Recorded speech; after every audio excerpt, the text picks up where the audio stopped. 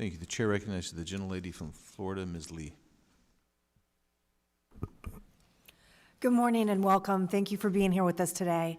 So we've talked a lot this morning about fentanyl, and I want to be sure that we also take a moment to focus on the other significant responsibilities of DEA and the other work that you do as well.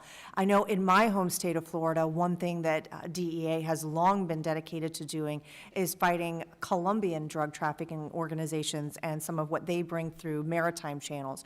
Would you tell us just a little bit about DEA's ongoing efforts in that regard? Yes, thank you. So we remain focused on narcotics trafficking across the globe, and one of our biggest offices remains in Colombia, because what we see, Congresswoman, is the organizations in Colombia are not just sending some cocaine directly to the United States, they are increasingly sending it through those two cartels.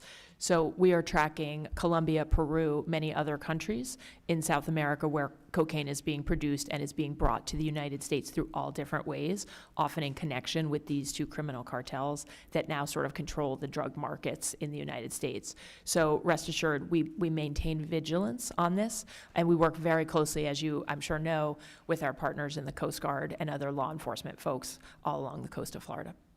And I also want to follow up on something that my colleague, Mr. Nels, touched on earlier, and that is DEA's work alongside in partnership with state and local law enforcement agencies.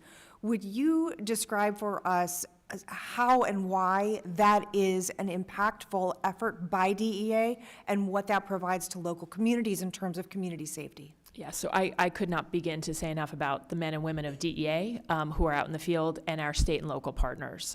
We also have a large number of task force officers that come to us from police departments and sheriff's offices and state police that work hand in glove with us. And then we just have strong partnerships throughout the state of Florida and throughout the country.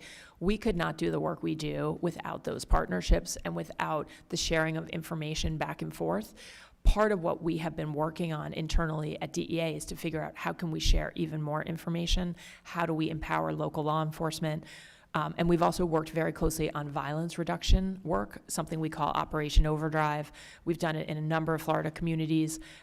It's very important to us that we partner with locals to say who are the most dangerous individuals related to drug-related violence and drug poisoning deaths, and then to work in cooperation together to attack that threat.